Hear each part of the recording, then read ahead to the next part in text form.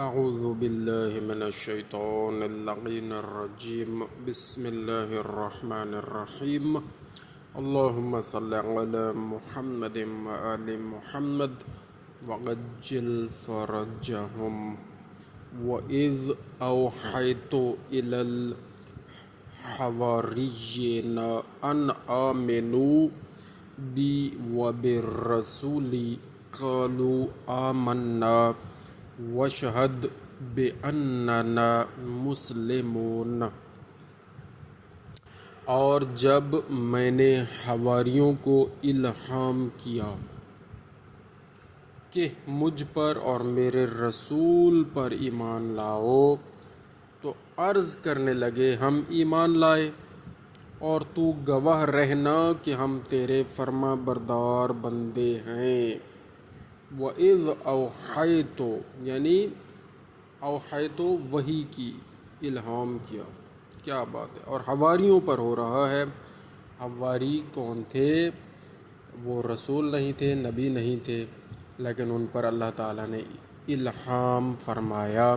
تو یہاں سے پتہ چلتا ہے کہ اللہ تعالیٰ جس پر چاہتا ہے الہام فرماتا ہے، بے شک۔ اذ قال الحواریون یا عیسی ابن مریم هل یستطیع ربک ان ینزل علینا مائدۃ من السماء قال اتقوا اللہ ان کنتم مؤمنین۔ وہ وقت یاد کرو جب حواریوں نے عیسیٰ علیہ السلام سے عرض کی کہ اے مریم علیہ السلام کے بیٹے عیسیٰ علیہ السلام، کیا آپ کا اللہ اس پر قادر ہے کہ ہم پر آسمان سے نعمت کا ایک خوان نازل فرمائے؟ عیسیٰ علیہ السلام نے کہا اگر تم سچے ایماندار ہو تو اللہ سے ڈرو۔ ایسی فرمائش جس میں امتحان معلوم نہ ہو۔ وہ عرض کرنے لگے قالوا نريد ان نأكل منها وتطمئن قلوبنا ونعلم ان قد صدقتنا ونكون علیہا من الشاہدین۔ وہ عرض کرنے لگے ہم تو فقط یہ چاہتے ہیں کہ اس میں سے تبرکاً کچھ کھائیں اور ہمارے دل کو آپ کی رسالت کا پورا اطمینان ہو جائے۔ اللہ اکبر۔ اور یقین کر لیں کہ آپ نے ہم سے جو کچھ کہا تھا سچ فرمایا تھا کہ ہم لوگ اس پر گواہ رہیں۔ اللہ اکبر، کہ ہم لوگ اس پر گواہ رہیں۔ قال عیسی ابن مریم اللہم ربنا انزل علینا مائدۃ من السماء تکون لنا عیدا لاولنا وآخرنا وآیۃ منک وارزقنا وانت خیر الرازقین۔ تب مریم علیہ السلام کے بیٹے عیسیٰ علیہ السلام نے بارگاہ خدا میں عرض کی خداوندا، اے ہمارے پالنے والے، ہم پر آسمان سے ایک خوان سے نعمت نازل فرما کہ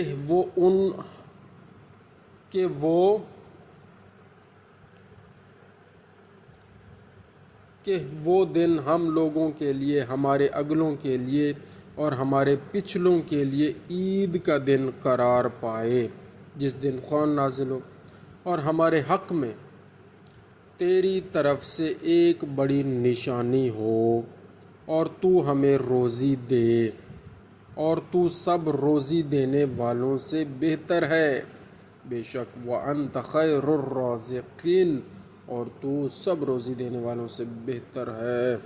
قال اللہ انی منزلها علیکم فمن یکفر بعد منکم فانی اعذبہ عذابا لا اعذبہ احدا من العالمین۔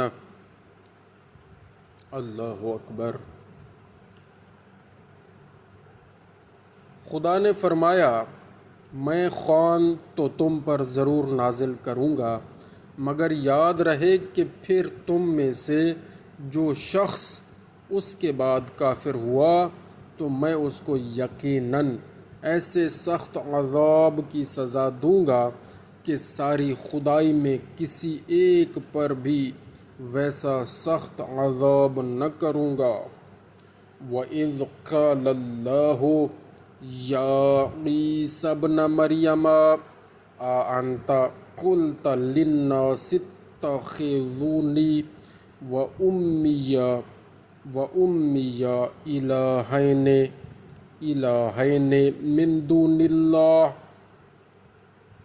قَالَ سُبْحَانَكَ مَا يَكُونُ لِي أَنْ أَقُولَ مَا لَيْسَ لِي بِحَقٍّ إِن كُنتُ قُلْتُهُ فَقَدْ عَلِمْتَهُ تَعْلَمُ مَا فِي نَفْسِي وَلَا أَعْلَمُ مَا فِي نَفْسِكَ إِنَّكَ أَنْتَ عَلَّامُ الْغُیُوبِ۔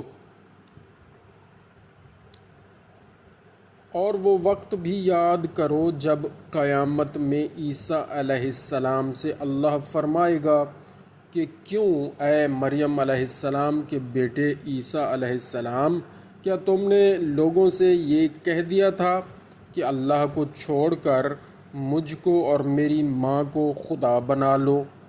اللہ بنا لو، استغفر اللہ۔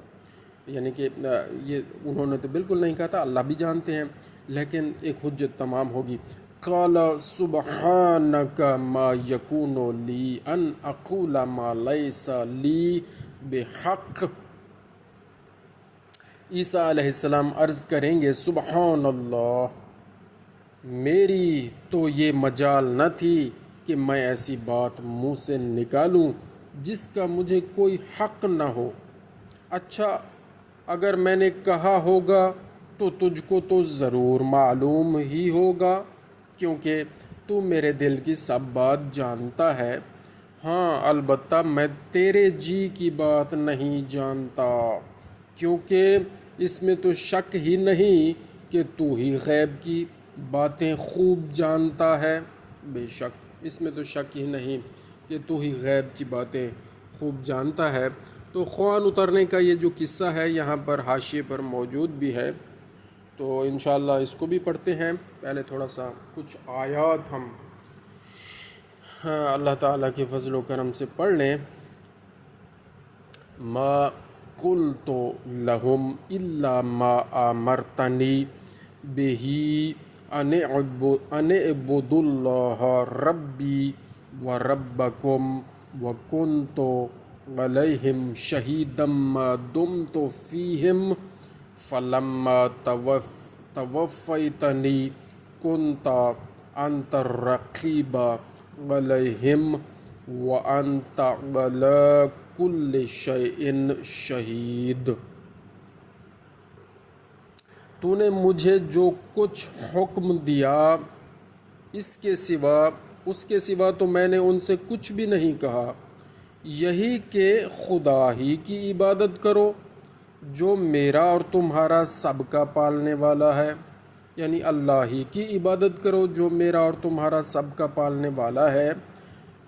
جب تک میں ان میں رہا ان کی دیکھ بھال کرتا رہا، پھر جب تو نے مجھے دنیا سے اٹھا لیا تو تو ہی ان کا نگہبان تھا، اور تو خود ہر چیز کا گواہ موجود ہے۔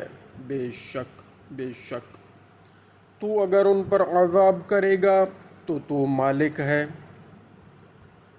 یہ تیرے بندے ہیں، ان تعذبہم فإنہم عبادک، تو مالک ہے، تو اگر ان پر عذاب کرے گا تو مالک ہے، یہ تیرے بندے ہیں۔ وَإِن تَغْفِرْ لَهُمْ فَإِنَّكَ أَنْتَ الْعَزِيزُ الْحَكِيمُ، اور اگر تو انہیں بخش دے گا تو کوئی تیرا ہاتھ نہیں پکڑ سکتا، کیونکہ بے شک تو زبردست حکمت والا ہے۔ بے شک یعنی سب اختیار اللہ تعالیٰ کے ہاتھ میں ہے، اس میں تو کوئی شک ہی نہیں ہے۔ اللہ تعالیٰ جس کو چاہے بخش دے، جس کو چاہے نہ بخشے، اور وہ ظاہر ہے شرک کے بارے میں اللہ تعالیٰ نے فرما دیا ہے کہ یہ ظلم عظیم ہے، جو مشرک ہوگا میں اس کو نہیں بخشوں گا۔ یہاں پر خوان اترنے کا قصہ بھی موجود ہے حاشیہ پر، کیونکہ اسی کا ذکر ان آیات مبارکہ میں ہوا ہے۔ جب حضرت عیسیٰ علیہ السلام نے حواریوں کی فرمائش سے خوان کے نازل ہونے کی دعا کی، یعنی المائدہ خوان کھانا نازل ہونے کی دعا کی، تو اللہ نے ایک سفید ابر کے ٹکڑے میں ایک سرخ خوان رکھ کر زمین کی طرف اتارا۔ سبحان اللہ، سفید ابر کہتے ہیں بادل کو، ایک سفید بادل کے ٹکڑے میں ایک سرخ خوان رکھ کر زمین کی طرف اتارا، اور لوگوں کے دیکھتے ہی دیکھتے حواریوں کے پاس آ پہنچا۔ حضرت عیسیٰ علیہ السلام یہ دیکھ کر رونے لگے اور عرض کی، خداوندا اس کو سبب رحمت قرار دینا، نہ سبب عذاب۔ اس کے بعد وضو کر کے نماز پڑھی، روئے، پھر بسم اللہ خیر الرازقین کہہ کر خوان پوش کو ہٹایا، یعنی جو خوان کے اوپر جو کپڑا ہوگا، جو اوپر جس سے وہ ڈھکا ہوا تھا، اس کو ہٹایا، یا جس چیز سے بھی ڈھکا ہوگا اس کو ہٹایا، تو دیکھا کہ ایک تلی ہوئی مچھلی تھی، اللہ اکبر، جس سے روغن ٹپک رہا تھا، یعنی روغن یعنی اس کا تیل ٹپک رہا تھا، اور اس کے سر کے پاس نمک اور دم کے پاس سرکہ تھا۔ اللہ اکبر، اللہ تعالیٰ نے یہ المائدہ اتارا ان کے لیے۔ بنی اسرائیل لوگوں کو یہ چیزیں جب انہوں نے مانگ لی تو پھر اطاعت بھی تو کرنی چاہیے تھی، اطاعت کے معاملے میں وہ پھر نہیں کی ہوگی، تو اس لیے تو عذاب نازل ہوا۔ اللہ اکبر، اور اس کے سر کے پاس نمک اور دم کے پاس سرکہ تھا، اور گرد طرح طرح کی ترکاریاں، یعنی خوان بڑا ہوگا تو مچھلی، سر کے پاس نمک، دم کے پاس سرکہ، اور ارد گرد طرح طرح کی ترکاریاں یعنی سبزیاں، اور پتہ نہیں کیا لفظ لکھا ہے جی، گندنے کے سوا انواع و اقسام کے ساگ تھے، اور 5 روٹیاں تھیں، ان میں سے ایک پر روغن زیتون، اللہ اکبر، روٹیوں کے اوپر اب بتائیں، ایک روٹی کے اوپر روغن زیتون کا تیل لگا ہوا تھا، دوسری روٹی پر شہد، تیسری روٹی پر گھی، چوتھی روٹی پر پنیر لگا ہوا تھا، اور پانچویں پر خشک گوشت پڑا تھا۔ اللہ اکبر، خشک گوشت یعنی خشک بھنا ہوا ہوگا، ظاہر ہے خشک گوشت یہاں لکھا ہوا۔ حضرت شمعون نے پوچھا، یا روح اللہ، یہ کھانا دنیا کا ہے یا آخرت کا؟ آپ علیہ السلام نے فرمایا، دنیا کا ہے، مگر اللہ نے اپنی خاص قدرت کاملہ سے پیدا کیا ہے۔ حواریوں نے کہا، یا حضرت ہمیں کوئی اور معجزہ دکھائیے۔ اللہ اکبر، حواریوں نے کہا، یا حضرت ہمیں کوئی اور معجزہ دکھائیے۔ آپ علیہ السلام نے فرمایا، اے مچھلی بحکم خدا زندہ ہو جا۔ اب دیکھیں حضرت عیسیٰ علیہ السلام معجزے پہ معجزے دکھا رہے ہیں۔ اب جو مچھلی اللہ تعالیٰ نے بھیجی اس کو پھر حضرت عیسیٰ علیہ السلام نے اللہ کے حکم سے زندہ کر دیا۔ وہ فوراً تڑپ کر زندہ ہو گئی۔ اور یہ حضرت عیسیٰ علیہ السلام کون ہستی ہیں؟ یہ وہ ہستی ہیں جو ابھی تک زندہ ہیں اور اللہ تعالیٰ کے حکم سے چوتھے آسمان پر موجود ہیں۔ جب ہمارے 12ویں امام کا ظہور اللہ تعالیٰ کے حکم سے ہوگا تو یہ حضرت عیسیٰ علیہ السلام امام کے پیچھے نماز بھی پڑھیں گے اور یہ ثابت فرمائیں گے کہ امامت حضرت امام محمد مہدی علیہ السلام امام ہیں اور حضرت عیسیٰ علیہ السلام ان کے پیچھے نماز پڑھیں گے، اور یہ ثابت ہو جائے گا کہ حضرت عیسیٰ علیہ السلام کا جو نبوت کا عہدہ ہے وہ حضرت امام محمد مہدی علیہ السلام کے امامت کے عہدے سے کم ہے۔ اور یہ حضرت عیسیٰ علیہ السلام کے معجزات جو حضرت عیسیٰ دکھا سکتے ہیں، تو پھر ہمارے 12 ائمہ بھی ان جیسے اور ان سے بڑے بڑے معجزات اللہ کے حکم سے دکھا سکتے ہیں، بے شک دکھا سکتے ہیں۔ یہ بات قرآن سے ثابت ہے کہ اگر وہ حضرت عیسیٰ جو مقتدی ہیں حضرت امام محمد مہدی علیہ السلام کے، ان کو اللہ تعالیٰ نے یہ معجزات دکھانے کا یہ شرف بخشا اور یہ طاقت عطا فرمائی اور یہ مقام عطا فرمایا، تو جو امام ہیں حضرت امام محمد مہدی علیہ السلام اور پھر ان سے اوپر باقی جو 11 امام ہیں، مولا علی علیہ السلام پہلے اور پھر 12ویں امام محمد مہدی علیہ السلام تک، یہ سب معجز نما ہیں اللہ کے حکم سے، اور وہ سارے معجزے دکھا سکتے ہیں اللہ کے حکم سے، اور ان سے بھی بڑے معجزے دکھا سکتے ہیں۔ تو بہرحال آگے چلتے ہیں جی۔ حواریوں نے کہا، اچھا زندہ ہو گئی، مچھلی بحکم خدا زندہ ہو جا، وہ فوراً تڑپ کر زندہ ہو گئی، کانٹے اور چھلکے بھی موجود ہو گئے۔ پھر آپ نے فرمایا کہ ویسی ہو جا، وہ ویسی ہی ہو گئی۔ حواریوں نے کہا، یا حضرت پہلے آپ نوش کریں پھر ہم کھائیں گے۔ پہلے آپ تناول کریں، لفظ نوش میرا خیال ہے پینے کے لیے آتا ہے، بہرحال پھر ہم کھائیں گے۔ حضرت عیسیٰ علیہ السلام نے فرمایا، معاذ اللہ، میں اس میں سے نہ کھاؤں گا، بلکہ جس نے مانگا ہے وہ کھائے۔ اور وہ لوگ اس کے کھانے سے ڈرتے تھے۔ تب آپ نے زمین گیر مبتلا بلا اور بیماروں کو طلب کر کے کھلایا، یعنی زمین گیر مبتلا بلا، یعنی جن کے اوپر کوئی مصیبت پڑی تھی، جن لوگوں پر، ان کو بلا کر کھلایا، بیماروں کو طلب کر کے کھلایا، یہاں تک کہ 1300 آدمیوں نے کھایا، اور کھانا جوں کا توں رہا، ویسے کا ویسا کھانا رہا، اس میں بھی کوئی کمی نہیں آئی، اور 1300 آدمیوں نے کھا بھی لیا۔ اللہ اکبر، یہ تھا معجزہ۔ اور جن بیماروں نے کھایا تھا چنگے ہو گئے، ٹھیک ہو گئے، اور محتاج تمنگر ہو گئے، یعنی غنی ہو گئے، ان کے پاس وہ بالکل فٹ ہو گئے اور پیسہ یعنی تمنگر ہو گئے کہ پھر کبھی محتاج نہ ہوئے۔